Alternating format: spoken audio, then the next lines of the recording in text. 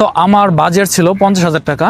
আমি এই 50,000 টাকা দিয়ে শুরু থেকে শেষ পর্যন্ত কিভাবে শ্রীলঙ্কা ভ্রমণ করছি সেটার ব্যাপারে আজকে আপনাদের মাঝে আলোচনা করব, যে আমি কিভাবে 50,000 টাকার মধ্যে শ্রীলঙ্কা সম্পূর্ণ ট্যুর কমপ্লিট করলাম 7 দিন থেকে।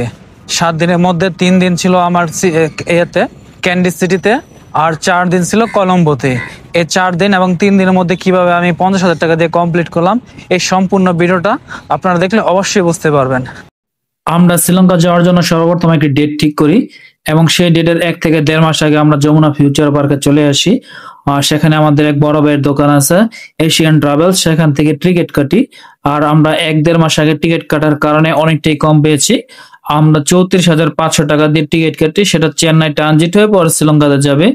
এবং সেই সাথে ওই দোকান থেকেই আমরা আমাদের ভিসা যে প্রসেসিং সেটা করে রাখি, যাতে শ্রীলঙ্কা যাওয়ার পরে আমাদের কোনো এক্সট্রা ঝামেলা করতে না হয়। এই জন্য এখান থেকে যে অনলাইনে আবেদন করে যে প্রসেসটা করতে হয় সেটা করে রাখি। সেটার জন্য আমাদের পড়েছে 2500 টাকার মতো, 25 থেকে 2600 টাকার মতো পড়েছে। তো আমাদের টিকিট নিয়েছে 34,500 এবং সেই সাথে সাথে আমাদের ভিসার জন্য লেগেছে 2500 টাকার মতো। সর্বমোট আমাদের খরচ হয়েছে 37,000 টাকার মতো। এখন বাকি টাকা কিভাবে খরচ হয়েছে সেটা আপনাদেরকে শ্রীলঙ্কা যেয়ে দেখাবো। এখন আপাতত বাংলাদেশের সমস্ত কার্যক্রম শেষ করেছে, শুধু আমাদের যাওয়ার সময়টা এখন বাকি রয়েছে। আমাদের ফ্লাইট হয়েছে 27 তারিখে, এর মধ্যে আমরা সমস্ত কিছু গুছিয়ে ফেলেছি ইনশাল্লাহ। আমরা এই মুহূর্তে হযরত শাহজালাল আন্তর্জাতিক বিমানবন্দরে রয়েছি। আমাদের ফ্লাইট হয়েছে বিকাল 5:15-এ, কিন্তু আমরা দুপুর 2টার মধ্যেই এয়ারপোর্টে এসে পৌঁছে গেছি, কেননা আমাদের হাতে পর্যাপ্ত সময় নিয়ে এসেছি।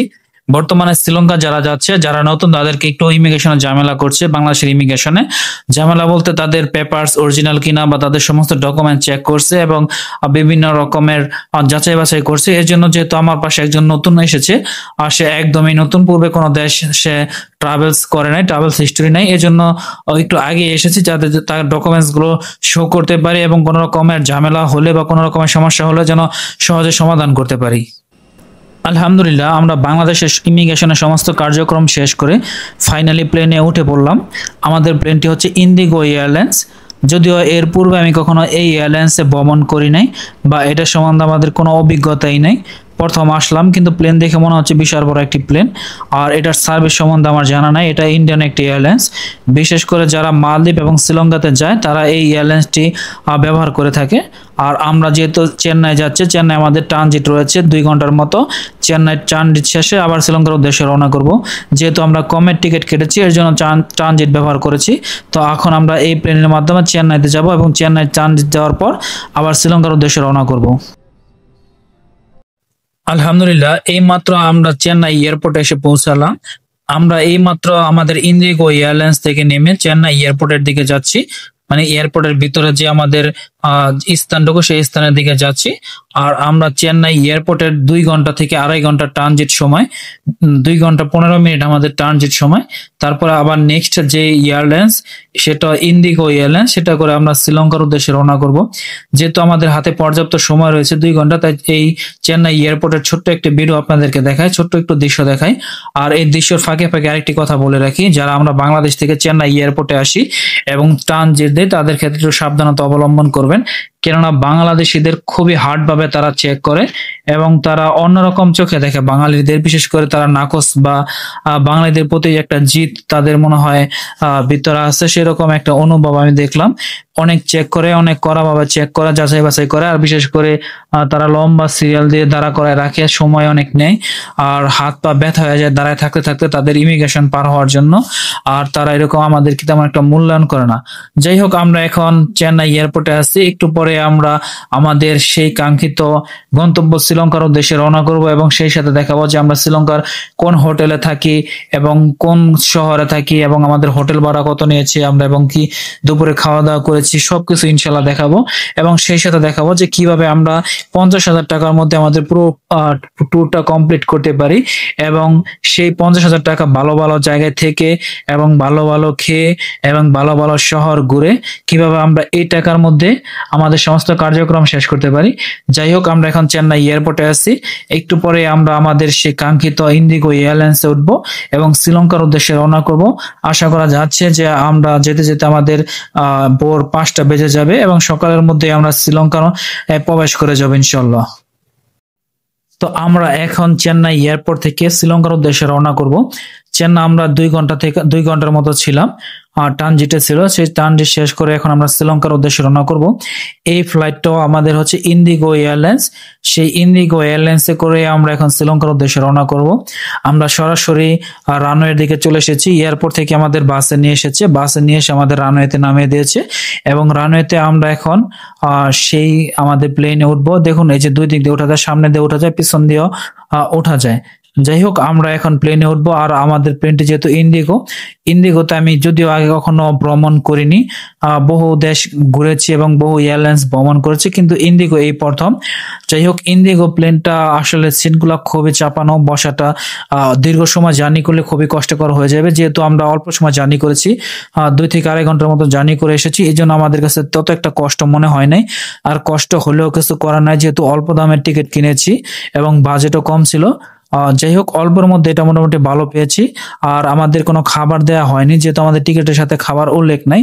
আর এখানে খাবার কিনে খাওয়ার ব্যবস্থা রয়েছে। যদি আপনি খাবার কিনে খেতে চান, তাহলে ক্রুরা কতক্ষণ পর পরে আপনার জন্য খাবার নিয়ে আসবে বা খাবার নিয়ে এরকম ঘোরাঘুরি করে আপনি চাইলে কিনে নিতে পারবেন।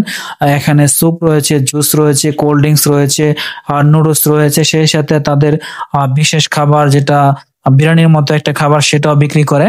আপনি হ্যান্ড ক্যাশ মানে নগদ ডলার দিয়েও কিনে খেতে পারবেন বা কার্ড ইউজ করেও কিনে খেতে পারবেন। যাই হোক, আমরা এখন প্লেনে প্রবেশ করব, যেখানে ক্রু পাইলট বসে এবং এই যে আমাদের প্লেন। আমরা এখন ভিতরে প্রবেশ করব এবং সেই সাথে দেখাবো যে আগেরটার তুলনায় এই প্লেনটা ছোট্ট, অনেকটাই ছোট। আগে যেটা দিয়ে আসছিলাম সেটা অনেক বড় ছিল, তুলনামূলক সেটা অনেক ছোট।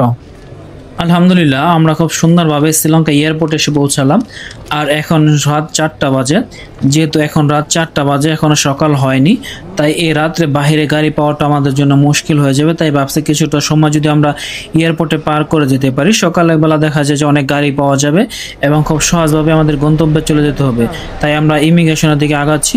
এই যে আমরা ইমিগ্রেশন শেষ করলাম এবং আমাদের ইমিগ্রেশনের শেষের সাথে সাথে যে আমাদের পাসপোর্টগুলো চেক করবে। এখন আমাদের পাসপোর্টগুলো চেক করে আমাদেরকে ছেড়ে দেবে। আমরা বাইরে যেয়ে একটা গাড়ি ঠিক করে আমরা চলে যাব ক্যান্ডি শহরের উদ্দেশ্যে। যেহেতু শ্রীলঙ্কাতে 7 দিনের ট্যুর এসেছি, আমরা নিয়ত করেছি যে আমরা কলম্বোতে থাকবো 4 দিন এবং ক্যান্ডি শহরে থাকবো 3 দিন। হাতে যেহেতু সময় খুবই কম, তাই এই 2টা জায়গায় প্ল্যান করেছি। আমাদের ইমিগ্রেশন চেক করতেছে। আমরা এখন আমাদের সিল এবং পাসপোর্ট এবং ভিসা দেখিয়ে আমাদের কার্যক্রম শেষ করে আমরা বাহিরের দিকে চলে যাব এবং বাহিরে গিয়ে সোজা চলে যাব বাস কাউন্টারে, যেখান থেকে আসলে ক্যান্ডির বাস পাওয়া যায়। সেই ক্যান্ডির বাস কাউন্টারে চলে যাব এবং সেখান থেকে যে আমরা টিকিট কেটে সোজা ক্যান্ডি শহরে চলে যাব। যাই হোক, আমাদের ইমিগ্রেশন সমস্ত কার্যক্রম শেষ। এখন আমরা বাস স্ট্যান্ডের দিকে রওনা করেছি ইনশাআল্লাহ। আমরা এখন বাস কাউন্টারে চলে এসেছি। এই যে বাসগুলো দেখতেছেন, এই বাসগুলো সোজা ক্যান্ডি শহরের দিকে যায়। আর আমরা এখানে কাউন্টার থেকে টিকিট কেটেছি 350 রুপি করে, যেটি বাংলাদেশি প্রায় 150 টাকার মতো পড়েছে। এই 150 টাকা দিয়ে আমরা এখন ক্যান্ডি শহরে চলে যাব এবং সেখানে আমরা হোটেল বুকিং করব। যদিও এখন আমরা হোটেল নেই নাই, আমরা সোজা ক্যান্ডি শহরে যাব এবং ক্যান্ডি শহরে যে একটি হোটেল নিব 3 দিনের জন্য এবং ক্যান্ডি শহরে 3 দিন থাকবো। তারপরে আবার আমরা কলম্বোতে ফিরে আসব। তাই আমরা এখন চলে যাচ্ছি ক্যান্ডি শহরের দিকে। আর বলে রাখি যে ঢাকা শহরে যে আমরা 37,000 টাকা খরচ করেছি, তার মধ্যে এখনো কোনো খরচ হয় নাই। এই যে এখান থেকে আবার খরচ শুরু হয়েছে। তো আপনারা হিসাব রেখেন যে কিভাবে আমরা 50,000 টাকার মধ্যে আমাদের ট্যুর কমপ্লিট করি। দীর্ঘ একটি জার্নি শেষে আমরা ক্যান্ডি শহরে এসে পৌঁছালাম এবং সেখানের মূল স্থানে একটি হোটেল নিয়েছি, যেটাকে মুসলিম হোটেল বলা হয়। এখানকার খুবই ফেমাস। এই যে আপনাদেরকে দেখাই, এই যে আমাদের হোটেল, এটা হচ্ছে মুসলিম হোটেল, একদম ক্যান্ডি শহরের মাঝখানে অবস্থিত। এই হোটেলটিতে আমরা উঠেছি, যেটি বাংলাদেশি টাকায় প্রায় 2,000 টাকা ভাড়া পড়ে পার ডে। আমরা যেহেতু 2 জন উঠেছি, প্রতিদিন 1,000 টাকা করে পার জনের পরে, তার মানে 3 দিন আমাদের 3,000 টাকা হোটেল খরচ যাবে। মুসলিম হোটেলের নিচে রয়েছে খাবারের রেস্টুরেন্ট, এটাও তাদেরই এবং এখানে সব হালাল খাবার পাওয়া যায়। এর জন্য আমরা 3 বেলা 3 দিন এখানেই খাবার খেয়েছি। এই যেটা হচ্ছে সকালের নাস্তা, পরোটা দিয়ে মুরগির লেগ পিস এবং বিভিন্ন রকমের জিনিস পাওয়া যায়। আর যদি দুপুরের খাবার দেখাই, এই যে দেখুন এটা হচ্ছে দুপুরের খাবার। এটা আমরা খেয়েছি। এখানে বিভিন্ন রকমের সবজি দিয়ে ফ্রাইড রাইস করা, সাথে তাদের নিজস্ব যে ভর্তা এবং মুরগির লেগ পিস। এই দুই বেলার খাবারই খেতাম। রাত্রে খুবই কম খেতাম, আর রাত্রে বিভিন্ন কারণে বাইরে থাকা হলে বাইরে থেকে খেতাম। এই যে দেখুন খাবারের আইটেমগুলো, এটা আসলে দেখতে যতটা সুন্দর, খেতে ততটাই মজা। আর এটা সম্পূর্ণ হালাল এবং তারা সবাই দিনদার মুসলিম, এজন্য তাদের হোটেল থেকে খাওয়া হতো।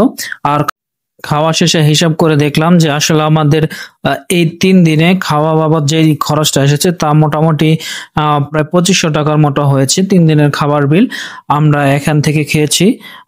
এখানে মোটামুটি ভালো সাশ্রয়ের মধ্যে খাবার পেয়েছিলাম এবং এখানে খেয়েছি। 3 দিনে আমাদের 2500 টাকার মতো খাবার বিল হয়েছে। যাই হোক, এই ছিল আমাদের ক্যান্ডি শহর। এখন আমরা কলম্বোর দিকে চলে যাব এবং কলম্বো শহরের খরচগুলো আপনাদের সামনে তুলে ধরবো এবং সেই সাথে দেখাবো যে কিভাবে আমরা কলম্বো শহরটি কাটিয়েছি। আমরা ক্যান্ডি শহরে 3 দিন থাকার পর সোজা চলে এসেছি কলম্বো সিটিতে। সেই কলম্বো সিটিতে এসে আমরা পেত্তা মার্কেটের পাশে উঠেছি, যেহেতু আমরা কেনাকাটা করব। আর এই জায়গাটি খুবই ফেমাস, আমাদের বাংলাদেশে যেরকম চক বাজার কেনাকাটার জন্য খুবই সেরা, এরকম এই জায়গায় পেত্তা মার্কেট। এখানে সমস্ত কিছু পাবেন আপনি কেনাকাটার জন্য, কসমেটিক, চকলেট, গোল্ড সহ যে কোনো রকমের কাপড়, আপনি যত কিছু কিনতে চান। এই জায়গাটি খুবই ফেমাস এই কলম্বো সিটির মধ্যে, তাই এর আশেপাশে আমরা হোটেল নিয়েছি। আর আমাদের হোটেলটা একদমই রেড মসজিদের পাশেই। আর আমরা যে হোটেল নিয়েছি সেটা 2 স্টার বা 3 স্টার এরকম হতে পারে। আমাদের 3000 টাকা ভাড়া নিয়েছে বাংলাদেশি টাকায় পার ডে। যেহেতু আমরা 2 জন উঠেছি তাই আমাদের পার ডে এক একজনের 1500 টাকা করে পড়েছে। তার মানে আমরা 4 দিন থাকবো এখানে, 4 দিনে আমাদের 6000 টাকার মতো লাগবে। আর এই 6000 টাকার মধ্যেই আমাদের হোটেল ভাড়া সহ খাওয়া কমপ্লিট হয়ে যাবে। যেহেতু আমরা যে হোটেলে উঠেছি, আমাদের সকালের নাস্তাটা হোটেলের পক্ষ থেকে দিয়ে থাকে, আর বাকি দুপুর এবং রাত্রের খাবারটা আমরা খেতে হয়। আমরা দুপুরের খাবার এবং রাতের খাবার খেয়ে হিসাব করে দেখেছি আমাদের এই 4 দিনের মধ্যে আমাদের 2000 টাকার মতো খরচ হয়েছে এই খাবার পেছনে। শুধু রাত্রের এবং দুপুরের, অনেক সময় রাত্রে খাওয়া হয় আবার হয়ও না, তাই আমাদের মিলে এরকম 2000 টাকার মতো খরচ হয়েছে। আর সব মিলিয়ে আমরা টোটাল হিসাব করে দেখেছি যে আমাদের 49,500 টাকার মতো টোটালি খরচ হয়েছে আমাদের থাকা, খাওয়া, আসা যাওয়া সবকিছু মিলিয়ে। বাকি আমরা যে শপিং করেছি সেটা হিসাবের বাইরে। যাই হোক, ছোট্ট একটি ভিডিও আপনাদের মাঝে নিয়ে এসেছিলাম যে কিভাবে আমরা এই শ্রীলঙ্কাতে 50,000 টাকার মধ্যে ভ্রমণ করেছি, আপনাদেরকে দেখিয়ে দিলাম। আসলে টাকার তো কোনো শেষ নেই, আপনি যদি আরো হাইফাই ভাবে থাকেন তাহলে আপনাদের খরচটা আরো বেড়ে আসবে। এবং আপনি যদি এর চেয়েও একটু নর্মাল ভাবে থাকেন এবং এর চেয়েও একটু নিম্নমানের হোটেলে থাকেন, তাহলে আপনি 45,000 টাকার মধ্যেও আপনার শ্রীলঙ্কা ট্যুর কমপ্লিট করতে পারবেন। আমরা যেহেতু মোটামুটি ভালো মানের মধ্যে থেকেছি, মোটামুটি মিডিয়ামের মধ্যে থেকেছি এবং সেই সাথে আমরা কিছুদিন আগে টিকিট কেটে রেখেছিলাম, এই জন্য আমাদের খরচটা 50,000-এর মধ্যে আমরা সীমাবদ্ধ রাখতে পেরেছি। যাই হোক, ছোট একটি ভিডিও আপনাদের মাঝে নিয়ে এসেছিলাম। যদি ভালো লাগে থাকে অবশ্যই আমার চ্যানেলটি সাবস্ক্রাইব করে রাখবেন এবং সেই সাথে আরো বিভিন্ন ট্যুরের ভিডিও ইনশাল্লাহ আপনাদের মাঝে নিয়ে আসবো।